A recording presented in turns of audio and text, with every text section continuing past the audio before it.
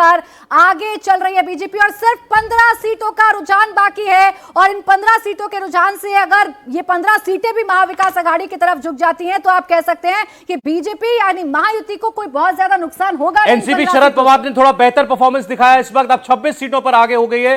आपको अलग अलग रीजन्स में दिखा देता हूं। मुंबई के 36 में से 35 ट्रेंड्स हमारे पास हैं। इसमें देखेंगे आप कांग्रेस +11 पर, बीजेपी +24 सीटों पर आगे चल रही है। सीधा मतलब है एकनाथ शिंदे उद्धव ठाकरे पर भारी पड़ रहे हैं मुंबई के अंदर। मराठवाड़ा की अगर बात करेंगे, बीजेपी ने सारे नुकसान अपने जो है वो बराबर कर लिए। 28 सीटों पर बीजेपी गठबंधन आगे दिखाई दे रहा है, 18 सीटों पर कांग्रेस प्लस वो आगे दिखाई दे रहा है। मराठवाड़ा मतलब Maratha vote versus OBC vote, BJP OBC vote consolidate करने में कामयाब हुई। ठाणे कोंकण में 27 सीटों पर महायुति आगे है। इसका मतलब बीजेपी, एकनाथ शिंदे, कांग्रेस और उद्धव ठाकरे पर वो भारी पड़ते हुए दिखाई दे रहा है।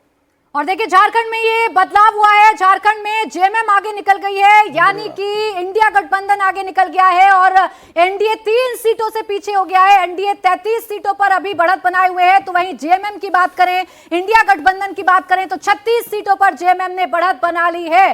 कांटे की टक्कर अभी भी है। कुल 69 सीटों के 81 में से सामने आ चुके हैं और 33 सीटें जो है वो एनडीए उस पर बढ़त बनाए हुए है। जेएमएम इंडिया गठबंधन 36, बहुमत का आंकड़ा 41 का है। अब कौन पहले इस कांटे की टक्कर में बहुमत का आंकड़ा छूता है, क्योंकि फिलहाल इंडिया गठबंधन आगे है, यानी कि जेएमएम आगे है। 37 सीटों पर जेएमएम आगे है और 24 सीटों पर अकेले जेएमएम के प्रत्याशी आगे चल रहे हैं। कांग्रेस 12 सीटों पर आगे चल रही है। सबसे बड़ी पार्टी झारखंड में अभी भी बीजेपी बन रही है। 28 सीटों पर बीजेपी के प्रत्याशियों ने बढ़त बनाई है, हालांकि अभी घटकर 27 हो गया। और देखिए महाराष्ट्र की टैली आप देखिए कितनी दिलचस्प हो गई, 176 हो गई है ये टैली, यानी महायुति 176 सीटों पर आगे चल रही है और 96 सीटें हो गई हैं अब अकेले दम पर भारतीय जनता पार्टी की।